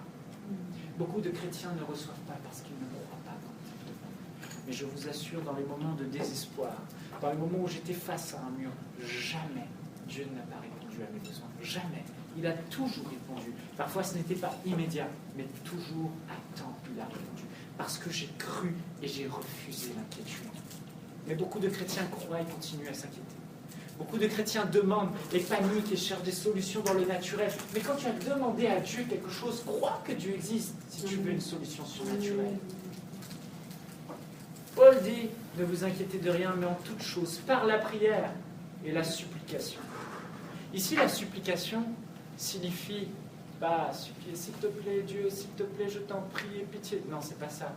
La supplication ici, c'est une prière fervente, celle qui vient du cœur. Quand vous priez, ne faites pas deux choses en même temps, ne priez pas du bout des lèvres en faisant deux choses en même temps. Non, mais entrez dans le lieu secret. Pas besoin de prier longtemps, pas besoin d'être forcément religieux et de se dire « Ah, je vais prier 2 heures, 3 heures, et que c'est dur et pénible. » Non, même 5 minutes suffisent. mais 5 minutes de qualité où vous déversez votre cœur devant Dieu, où vous lui parlez, vous lui dites, Père, voilà mon besoin. Je suis comme ça, mais je te le demande au nom de Jésus. Ta parole dit, Philippiens chapitre 4, verset 19, mon Dieu pourvoira à tous vos besoins selon sa richesse avec gloire en Christ Jésus. Tu as promis, alors fais-le, je vous assure, quand vous priez avec foi, Dieu répondra. Amen. Parce que la foi est cette porte que vous allez ouvrir qui va permettre à Dieu d'intervenir. Non pas qu'il ne soit pas assez puissant, mais simplement qu'il ne peut pas passer de la réalité invisible à la réalité visible si vous n'ouvrez pas la porte de la foi. La foi, c'est ce pont que vous mettez entre le ciel. C'est ce chemin que vous créez pour permettre à Dieu de venir. Dieu vous aime. Même si vous avez crié à lui que vous n'avez pas vu, j'aimerais vous le dire. Ce n'est pas une condamnation, c'est simplement que vous n'avez pas suffisamment cru ou vous n'avez pas persévéré. Parce que la Bible dit, ceux qui par la foi et la persévérance héritent. La foi ouvre la porte. La persévérance la garde ouverte jusqu'à ce que votre miracle arrive, jusqu'à ce que votre délivrance arrive. Donc, on ne s'inquiète pas, mais on va dans le lieu secret et on prie avec notre cœur, tout notre cœur, avec des actions de grâce, on fait connaître à Dieu nos demandes. Et la Bible dit au verset 7, écoutez bien ce qu'elle dit. Et la paix de Dieu, qui surpasse toute intelligence, tout raisonnement, toute pensée, gardera vos cœurs en Jésus-Christ. Le jour où j'ai rencontré Jésus, j'ai rencontré le plus beau des trésors. Jésus a dit, celui qui entre dans le royaume de Dieu est comme un homme qui a trouvé un trésor dans un champ. Il vend tout ce qu'il a pour s'acheter ce champ et avoir ce trésor. Ce trésor que vous avez reçu, c'est la vie de Dieu en vous, le Saint-Esprit. Cette personne si précieuse qui vous donne amour, paix, bonté, fidélité, joie. Tout ce qui contribue à votre épanouissement intérieur. Il peut y avoir le chaos autour de vous. Ça peut être la catastrophe. Tous vos membres de votre famille meurent. Tout votre entourage meurt. Vous êtes seul. Vous êtes endetté. Vous vous retrouvez en prison. Mais à l'intérieur, il y a une paix surnaturelle qui vous garde. La paix du Saint-Esprit. La paix du Saint-Esprit. Ça veut dire que vous pouvez passer par n'importe quelle épreuve. Vous êtes inébranlable. Il y a cette paix dans vous. Mais pour arriver à ressentir cette paix, vous devez avoir foi. Vous devez croire. Quand vous priez, vous exposez un besoin à Dieu. Vous croyez que Dieu est suffisamment grand pour vous répondre et pour vous donner ce dont vous avez besoin. Alors, vous agissez par la foi. Et ce qui se passe, c'est que de manière surnaturelle, cette paix que vous avez reçue, elle va vous libérer dans votre âme et elle va garder vos pensées. Ces pensées négatives ne vous atteindront plus. C'est une paix surnaturelle, une paix que seul le Saint-Esprit peut donner. Et elle est au-delà de tout ce qu'on peut penser. Oui, mais il n'y a plus de mais quand tu as la paix. Les choses coulent sur toi. Les choses ne t'atteignent plus. Tu marches comme un vainqueur. Tu as toutes les raisons de pleurer, de te lamenter, de vouloir mourir. Toutes les raisons, les bonnes raisons dans le naturel. Mais tu ne sais pas pourquoi il y a quelque chose en toi qui te garde en paix. Tu es en paix. Rien ne t'atteint. Souvenez-vous de ce passage de l'apôtre Paul dans Philippiens. Il était en prison, enchaîné. Il allait être jugé et condamné. Certainement, il disait qu'il va mourir. Il disait, et même si mon sang doit couler pour le service de la foi, je me réjouis de votre foi. Et je me réjouis, il le répète. Comment un homme qui va mourir, qui va être condamné, qui va verser son sang, peut être dans une paix au point de dire qu'il va se réjouir? Comment Étienne, cet homme qui guérissait les malades, faisait des prodiges au nom de Jésus, va se retrouver avec en face de religieux qui vont lui lancer des pierres sur le visage, le lapider. Il se prend des pierres de partout et il tombe à genoux, il dit, Père, ne leur impute pas ce péché. Et il fixa les yeux au ciel et il remit son esprit à Dieu. Et là, la Bible dit qu'il s'endormit au lieu de dire qu'il est mort. Comment c'est possible? C'est surnaturel. mais tu as cet esprit en toi. Tu l'as. Ça veut dire qu'en toi, il y a le même potentiel qui était en l'apôtre Paul, le même potentiel qui était en Étienne, mais on ne le libère pas parce qu'on n'aligne pas nos pensées à ce que dit la parole. Parce qu'on ne se remplit pas du Saint-Esprit. La Bible dit, ne vous entretenez pas par...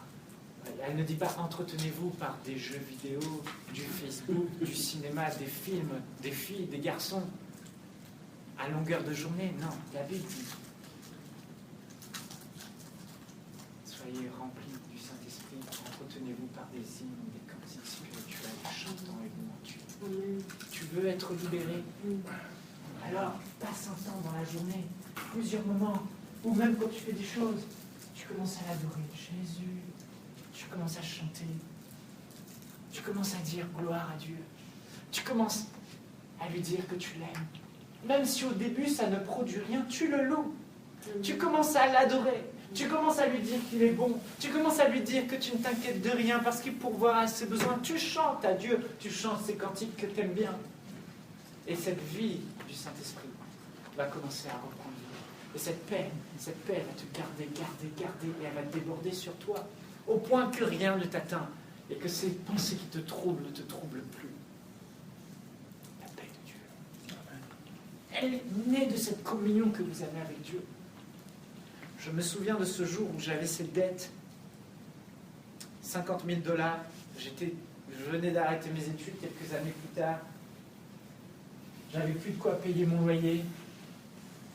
Et je vivais vraiment par la foi. 0 entrée, ni du gouvernement, ni des parents, ni de rien. Et j'avais un loyer de 1 000 $ à payer par mois. J'habitais en région parisienne, c'était très cher. Et toutes les fois où j'avais un besoin, j'allais dans un parc le soir et je priais. Et j'avais toutes les raisons de paniquer. Toutes les raisons de pleurer. Parfois même, quand j'étais un peu avant, il y avait des gens qui en voulaient à ma vie. On a plein de raisons de paniquer. Mais on peut trouver en Dieu le réconfort, on peut s'appuyer sur lui, on peut se confier en lui, on peut déverser notre peine sur lui, c'est ce qu'il attend. Et on lui remet notre fardeau. Et on sait que Dieu pourvoira avec gloire et selon sa richesse à tous nos besoins. Jésus a dit, votre Père céleste sait ce dont vous avez besoin. Amen. Ne vous inquiétez pas pour ces choses, ne vous inquiétez pas pour le vêtement et le bois. Il sait, demandez-lui et croyez, et vous le verrez s'accomplir. Amen. Nous avons un Père, tu as un Père. Peut-être que ton Père terrestre n'a pas été celui qui devait être, c'est vrai. Mais ce n'est pas une raison pour laquelle tu dois reporter ta relation avec ton Père, avec celle du Père céleste. Non, Dieu t'aime. Il t'aime et il te voit chaque fois que tu pries au nom de Jésus. Mais quand tu pries, arrête de douter. Laisse-lui l'opportunité d'intervenir. Ouvre la porte de la foi pour que ces anges viennent dans ta vie et règlent ce problème. Pour que le Saint-Esprit soit libéré de ton cœur et déborde dans ton âme. À ce moment-là, quand tu le fais, tu rentres dans ce lieu secret. J'étais là et j'avais l'habitude de prier et j'avais des miracles extraordinaires, des gens que je ne connaissais pas, qui avaient des rêves et qui me voyaient comme dans le rêve arriver et me donner de l'argent. Qui j'étais? Un prédicateur? Non! Un simple chrétien né de nouveau, fils de Dieu, aimé par son Père. Mais j'ai croyé en Dieu. Je mettais ma confiance en Dieu. Les hommes vous ont déçus. Les hommes et les femmes vous ont fait du mal. Mais j'ai une bonne nouvelle. Croyez en Dieu. Jésus a dit, croyez en moi. Croyez en lui. Vous devez apprendre à lui faire confiance. Vous devez apprendre à vous décharger sur lui. Et la paix de Dieu gardera vos cœurs en Jésus-Christ. Quand j'avais cette dette, je ne pouvais plus payer mon loyer. Je me suis fortifié. J'avais des envies de mourir, certes. Oui, c'est clair. Quand c'est dur, quand tu passes ta journée du matin au soir à travailler, tu te réveilles, tu travailles, et ça pendant 365 jours, moins les dimanches de l'année, c'est dur. Quand personne n'est là pour poser sa main sur toi et te dire « je suis avec toi, vas-y, on y va ensemble », c'est dur, c'est vrai. Mais je ne pouvais pas avorter ma destinée. Trop de gens comptent sur toi. Dieu a besoin de toi. Dieu a des projets pour toi. Je ne pouvais pas laisser faire croire à Satan que j'étais un moins que rien qui ne croyait pas en Dieu. qui ne savaient pas s'approprier ce que Jésus avait fait pour moi. Alors je me suis relevé et j'ai travaillé dessus pendant 1 an pour redresser ma tête. Et je devais payer ce loyer, je n'avais pas d'argent et j'ai prié. Et de manière surnaturelle, Dieu m'a fait rencontrer un couple de personnes qui m'ont dit, on est à Américains des gens riches. Ils avaient une grande maison de plus de, en pieds carrés, je ne sais pas, 2000 pieds carrés peut-être. Et très grande maison.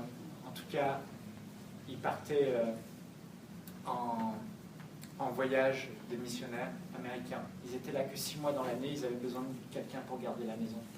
J'ai été logé pendant plus d'1 an dans une maison que je ne payais pas, où il n'y avait jamais personne. Une superbe maison. Dieu a pourvu.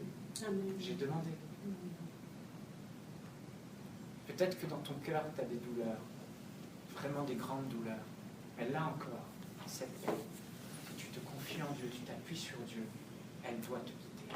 Mais il faut la confesser, il faut parler, il faut que tu parles la parole, il faut que tu crois en la parole. Et à ce moment-là, la paix de Dieu va venir, et cette douleur va partir. Elle ne peut demeurer, parce que Dieu a tout accompli pour toi.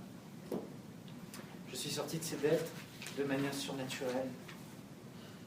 J'aimerais, pour terminer, vous donner une 3e raison, une 3e clé pour sortir de ce cercle infernal. Cette clé ne m'a jamais fait défaut.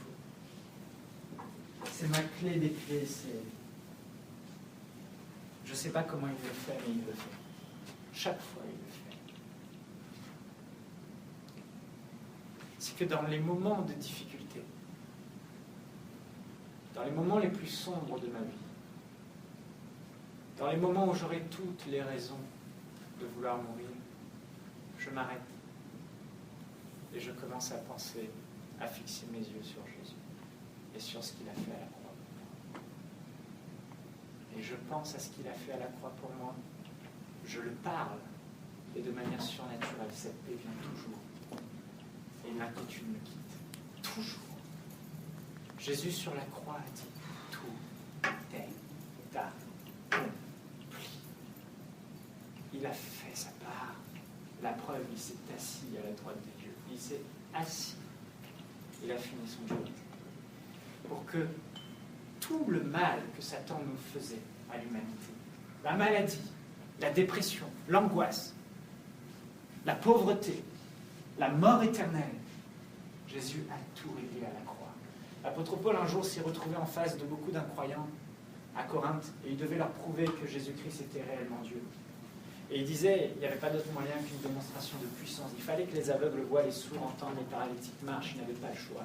Et humainement, ils ne pouvaient pas le faire. Et il dit, j'étais au milieu d'eux avec de grands tremblements. Il était dans l'inquiétude. Mais qu'est-ce qu'il a fait à ce moment-là? Il dit, je n'ai voulu savoir autre chose que Jésus-Christ et Jésus-Christ crucifié. Je n'ai voulu savoir autre chose que Jésus-Christ et Jésus-Christ crucifié. Pourquoi?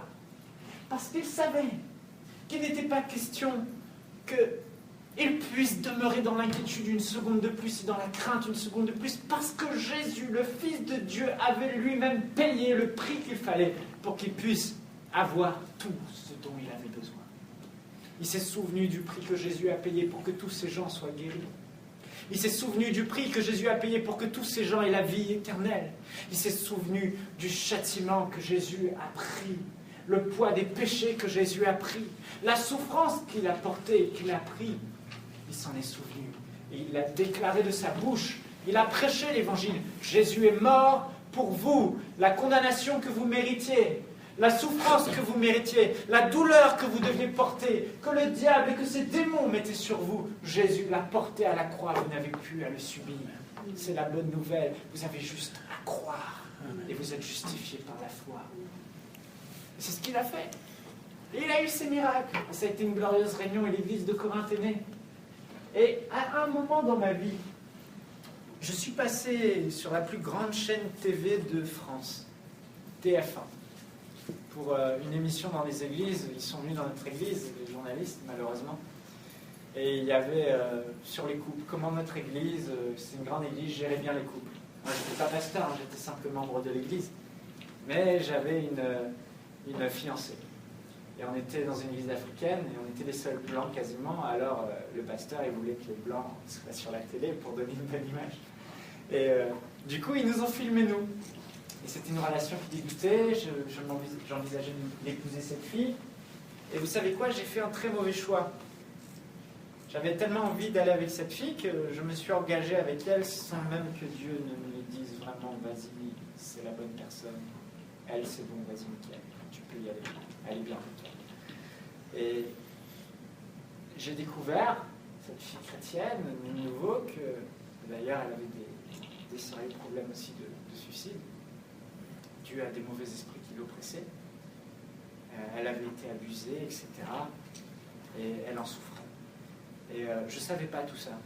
Elle avait comme deux visages.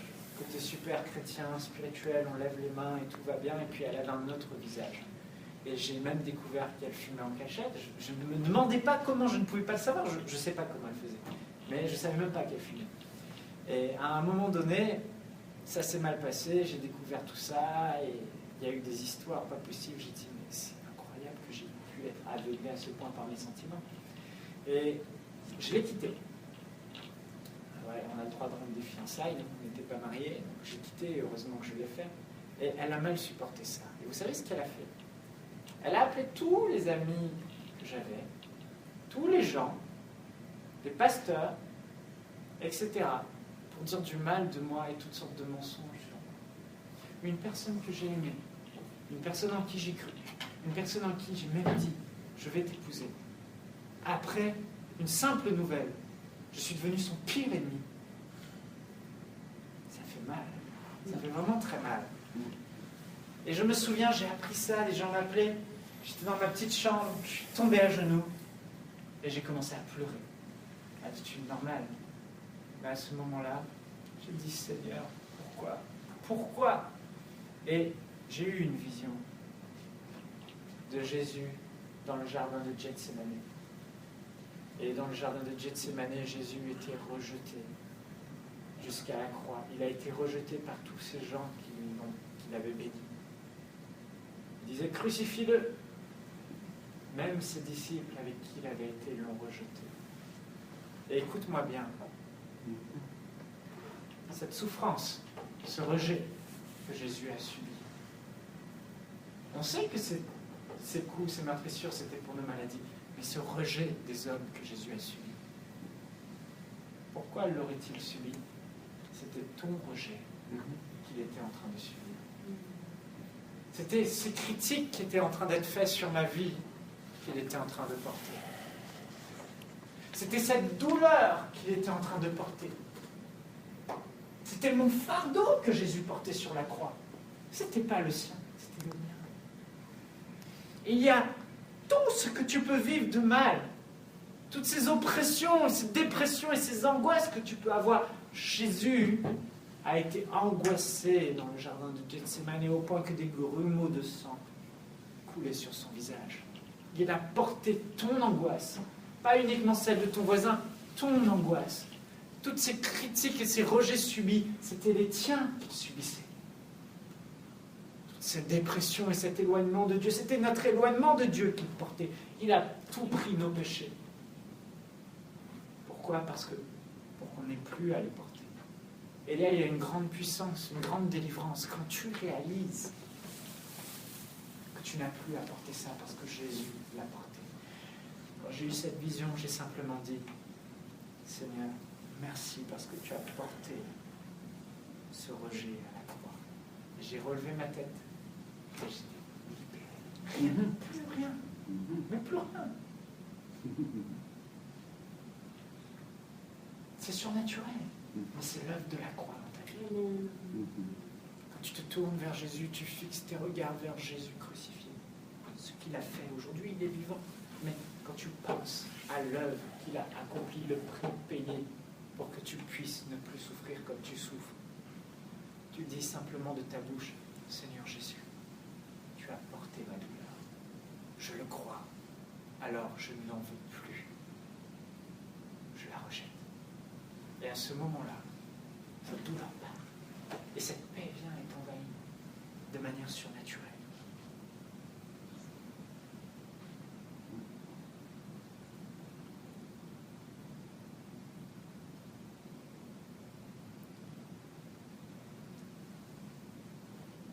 Parfois, quand ça devient trop dur,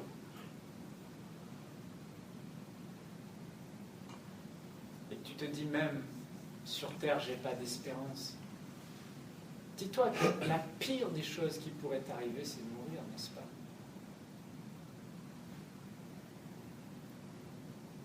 Mais même si tu meurs, tu sais où tu vas. On n'a aucune raison de s'inquiéter. Parce que même la mort ne pourrait pas nous retenir. Jésus nous a parlé d'une glorieuse espérance.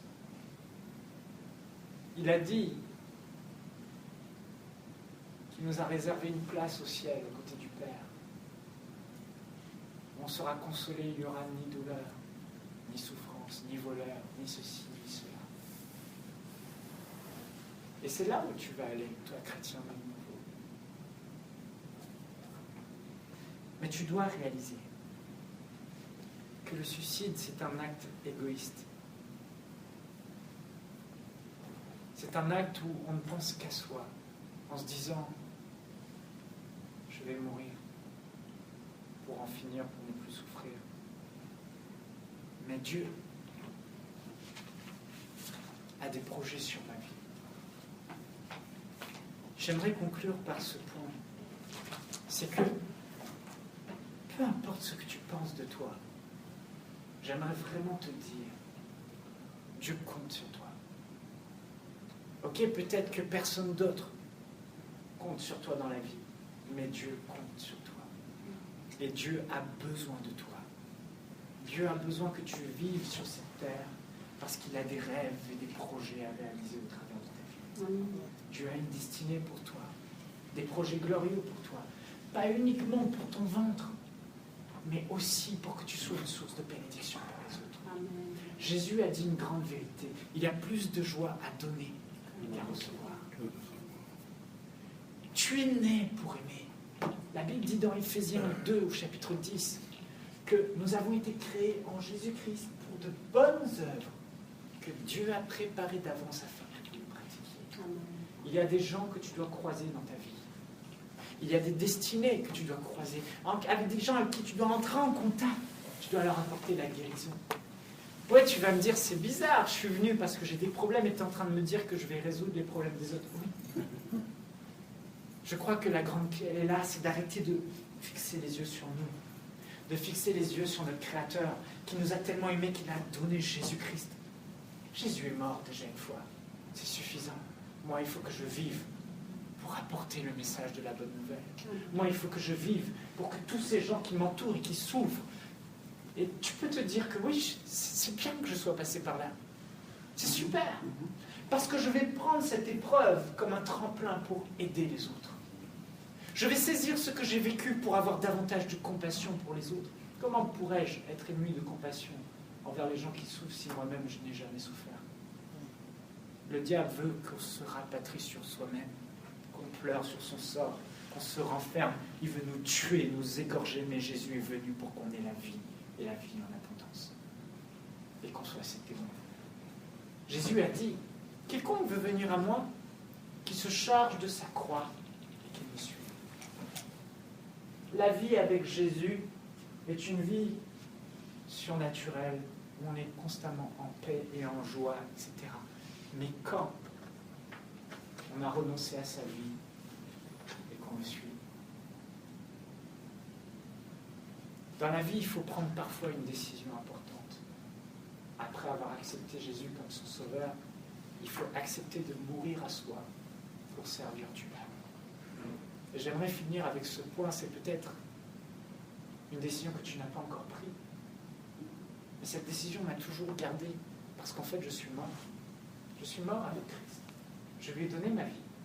Ma vie ne m'appartient plus. Et j'ai trouvé que le plus grand bonheur que je pouvais avoir sur cette terre, c'était de servir Dieu, de l'aimer et de faire ses œuvres bonnes pour les autres. Il y a plus de joie à donner qu'à recevoir. Tu seras heureux davantage quand tu vas commencer à arrêter de penser à toi et à fixer tes yeux sur les autres, à aider les autres, à apporter des solutions aux autres. Le vrai bonheur, il est là. avoir de l'argent, avoir des voitures, avoir de grandes maisons ne rend pas plus heureux. Ça donne plus de confort. Le diable veut croire que ça rend plus heureux, mais ça ne rend pas plus heureux. Avoir une belle blonde, ça ne rend pas plus heureux. Ce qui rend heureux, c'est de faire la volonté de Dieu. C'est d'apporter des solutions aux autres. C'est de les aimer. Tu vas peut-être me dire, c'est facile de dire ça. Ouais, c'est facile de dire que Dieu a des projets pour moi. Mais quand je te le dis, je le pense vraiment. Des projets glorieux et grands. Mais les gens meurent avec leur destinée. Ils meurent. L'endroit le plus riche sur terre, c'est le cimetière. C'est là, on le dit souvent, où sont tous les livres qui n'ont pas été écrits, tous les discours qui n'ont jamais été dits, tous les films qui n'ont jamais été réalisés, tous les chants qui n'ont jamais été chantés. Tu dois entrer dans toutes ces choses que Dieu a. Dieu a pris des hommes sans instruction, des pauvres petits pêcheurs dans le lac de Galilée, et il a fait d'eux les plus grands leaders que la terre n'ait jamais connus. Il a utilisé leurs mains, même des gens pas connus dans l'Église comme Étienne. Mais à un moment donné, il faut prendre une décision de vivre uniquement pour lui, de se donner à lui. C'est un mal pour le meilleur bien. Je renonce à moi-même pour toi, Jésus. C'est une décision qu'il faut prendre dans sa vie. Donc on a vu les pensées, une relation intime avec Dieu,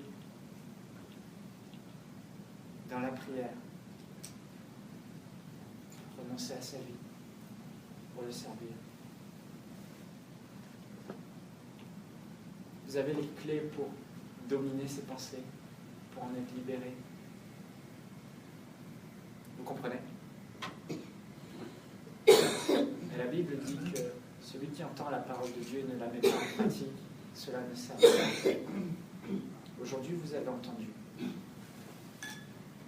Parfois, on aimerait une solution extraordinaire. Là, je pose ma main sur votre tête, et c'est fini. Mais en réalité, même quand un esprit mauvais part d'un corps, Jésus a dit, il revient toujours avec 7 démons plus méchants que lui, et l'état de la personne est pire qu'avant. J'ai vu des gens tomber, des gens être visités par l'Esprit de Dieu, et retomber dans les mêmes problèmes. Parce que ce qui libère les gens, c'est la connaissance de la vérité. Vous connaîtrez la vérité vous rendra libre. Parce que les mêmes problèmes vont revenir, les mêmes circonstances vont revenir. Ces circonstances qui vous ont fait fléchir le genou, certaines. Les mêmes pensées peuvent vous revenir. Mais ce qui fera la différence, c'est vous. Elles ne tomberont plus sur la même personne. Comment vous allez gérer vos pensées à ce moment-là, quand ça reviendra? C'est ça qui est le plus important. Est-ce que vous allez les accepter ou est-ce que vous allez les rejeter? Il faut les rejeter. Épouser les pensées de Dieu. Amen. Oui. J'aimerais qu'on puisse fermer les yeux.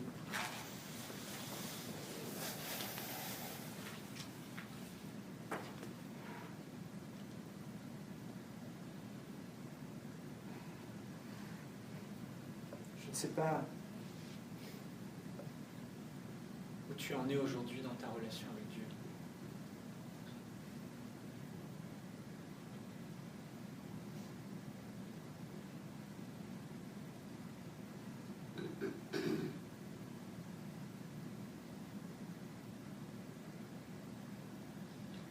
Mais j'aimerais t'encourager là où tu es.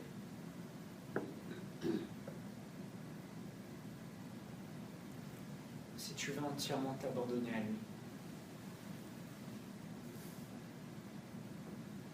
Tout lui remettre.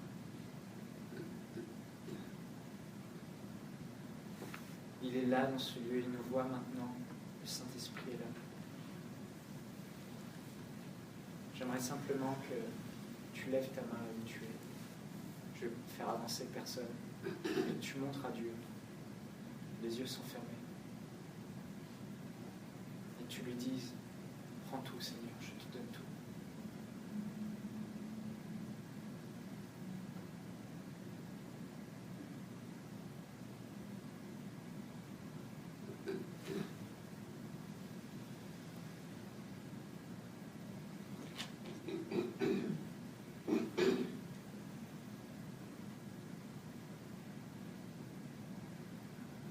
Seigneur,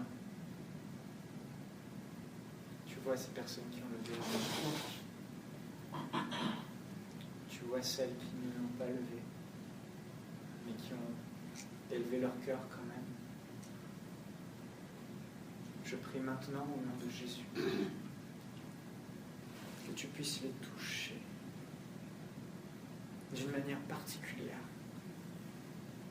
Précieux Saint-Esprit, touche leur cœur. Fais-le vivre maintenant la paix dont j'ai parlé.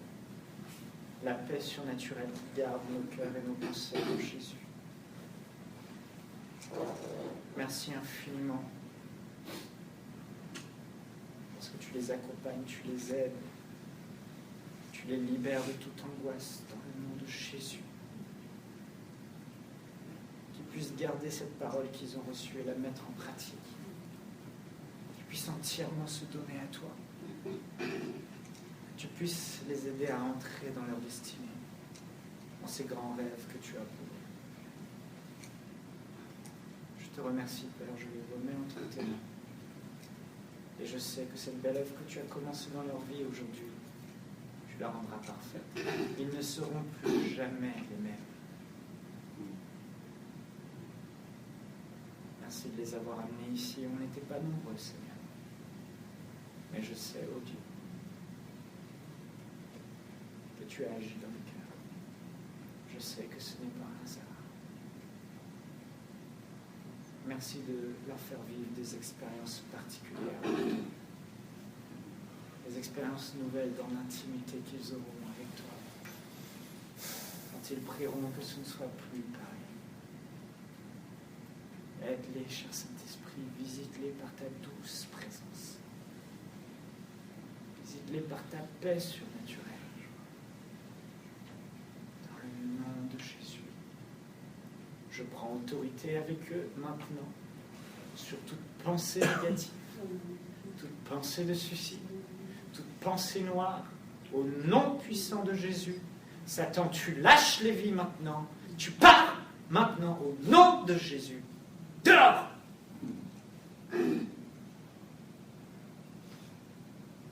Merci Seigneur.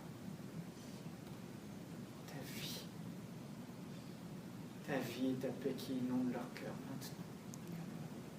Tu es le Dieu qui console, tu es le Dieu qui donne de l'espérance. Avec toi, il y a de l'espoir. Avec toi, rien n'est perdu. Tu es le Dieu qui ressuscite d'entre les morts. Alors, tout ce qu'ils ont perdu, leur dignité, tu la leur rends en Jésus. La honte, tu l'as portée sur la croix. Et ils sont aujourd'hui pleinement acceptés par le Roi de gloire, par le Prince de paix, par le Créateur de toutes choses. Tu leur as même préparé une demeure au ciel. Ils sont appelés par leur nom et tu connais le nombre de cheveux qui sont sur leur tête. Si Dieu est avec eux, qui pourra être contre eux? Ô Père Saint, ces 4 jeunes qui sont là, tu les amènes loin avec toi. Je les place devant toi, Papa. Fais-leur vivre des choses nouvelles. Utilise-les pour ta gloire. Parce que Satan est venu voler dans leur vie, tu leur rends au centuple. Merci infiniment pour les autres personnes qui sont là aussi, Seigneur, et à qui tu as parlé. Pose ta main puissante sur nous. Plus de révélation de toi, plus de révélation de ta parole. Touche la vie d'Antonio, Seigneur. Touche-le d'une manière particulière encore plus. Amène-le plus loin avec toi, encore plus loin. Rends-le encore plus sensible à ta voix. Qu'il puisse gagner des âmes, puisque c'est le désir de son cœur. Oh, et toi soit toute la gloire. Nous t'aimons, Seigneur. Nous t'aimons de tout notre cœur.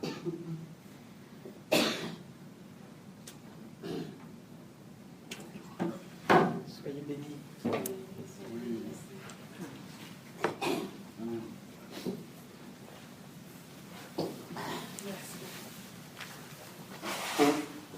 j'espère que vous avez été bénis par ce message. Ça vous a fait beaucoup de bien. Et pour ceux que ça intéresse, il y a du café. Si vous voulez prendre un café, il y a des gâteries aussi. Et ensuite, si vous avez des questions, bien, Pasteur Michael pourrait peut-être répondre à vos questions si vous en avez à nous poser. Ça fait que je vous inviterai si ça vous intéresse. Il y a des Nouveaux Testaments aussi. Par nos amis les Gédéons. Ça fait que je vous invite à rester et à profiter de tout ça.